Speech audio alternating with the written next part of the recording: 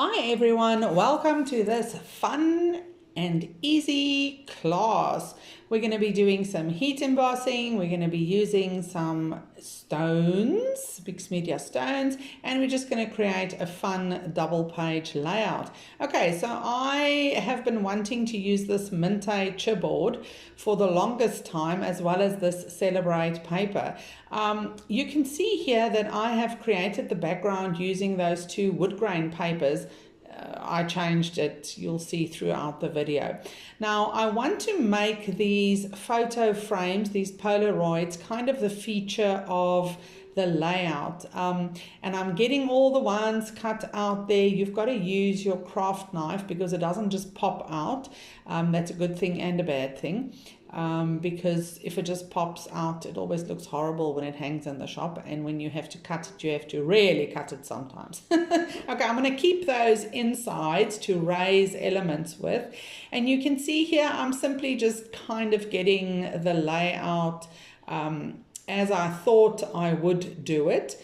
So I wanted to use the bar strips, and I've got some of the pattern papers cut there. You can refer to the sketch for the measurement.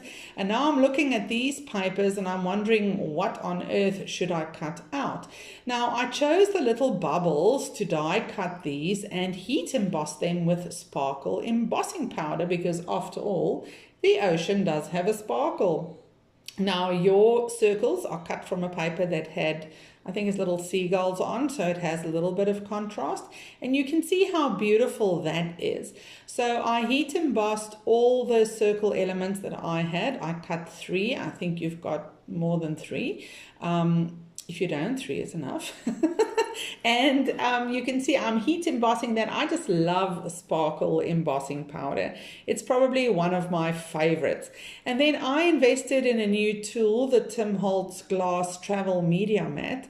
And the olive ink that's in your pack is heat embossable. So I simply covered it with directly to the chipboard. I covered the chipboard with the pearlescent olive ink, and then I sprinkled it with the embossing powder and I melted it. The reason that I like this glass mat is because you can just wipe it. It's like a craft sheet as well. Now there I am blending, I'm mixing the olive and the blue that you have in your pack, and my blending foam was full of the olive. And then once I tapped it into that blue, it created this fantastic green.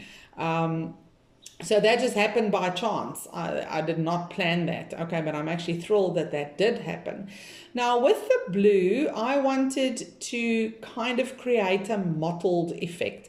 So I first mixed the ink with the gel, and then I realized that I was going to get those brush strokes. So I misted the gel mixture with water, and then I simply dabbed my chipboard into it. You can see there how easily I just clean my mat there, my glass mat, and I also just cut that chipboard there, and it doesn't even damage it.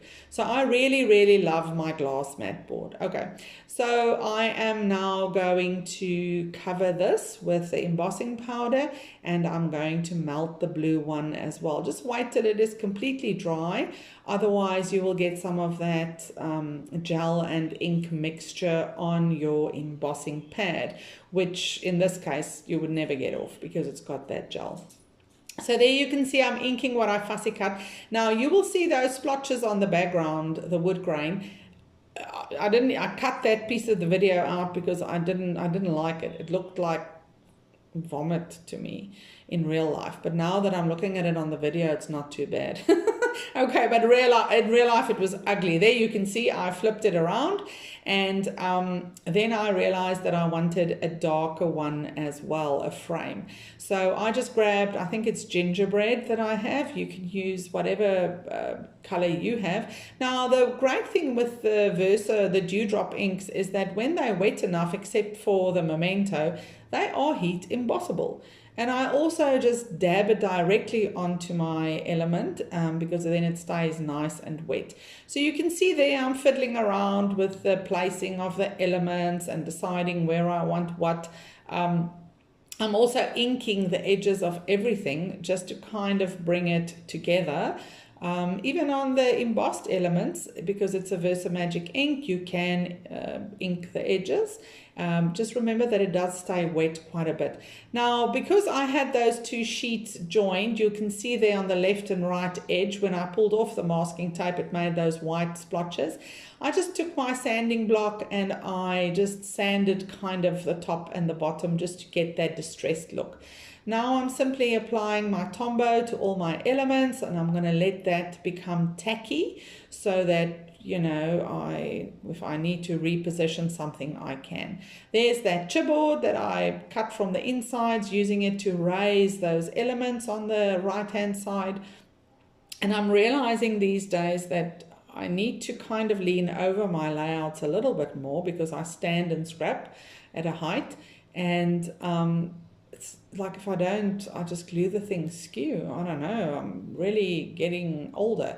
So I'm creating my little scene there on the right hand side, got the sailboat coming there from behind the trees, and I'm placing the frames. I'm going to add the white paper later, because I mean obviously you're going to put a photo there, but I realized that it might look a little strange if I don't put something there that says photo. Okay, so there I am adding my little strips, the ones that made the grade, and now it's time for the title. Once again, you can cut the title out, deciding there where I'm going to put it. Doesn't really matter. Now I'm simply inking this with a pearlescent olive again, and then I shouldn't have done this. I added a little bit of the ginger bread, but in retrospect I should just have left it with the olive color. Sprinkle it with embossing powder, melt the powder, and there we go, beautiful title. Wipe clean my little glass mat, and then when I placed it, I realized that I needed it to kind of just pop a little bit more. So from a leftover piece of paper, I just cut a banner. You can refer to the sketch for the measurements. And then I wanted to kind of highlight with a white gel pen just around the edges. And I invested in this new set from Sakura a while ago, and I love it. It's on my desk. It's not even packed away, and I use it a lot. So it's an excellent set. It has 3 thicknesses. And then just for good measure, a little piece of jute there, little bow, and now I've got to place my last circle element, and once again, it's disappearing, and that blue is too blue next to this blue. So I just found a little cut off piece, and I'm placing it right there, and I will put the little circles over there. It's just so that it can accentuate it a little bit more. Now it's time for the mixed media stones and the gel medium. So you're going to open your gel medium and apply it with a brush where you want it. You can see there, sorry for all the hair. I'm randomly applying it with a paintbrush, and then I'm really covering it with these stones. Because the stones kind of get absorbed by the gel medium, so I like to put a lot of the stones on. I left it till the next morning, and then I shook off the excess. It's very messy. You can see there's stones everywhere. I eventually ended up in the dustbin after the single page. And there's the page the next morning, next morning. You can see I've put the white pieces there in the middle for the photos, adding the rhinestones, and there we go. Thank you so much for watching this class, for buying the kit, and for your support. May the Lord bless you and keep you.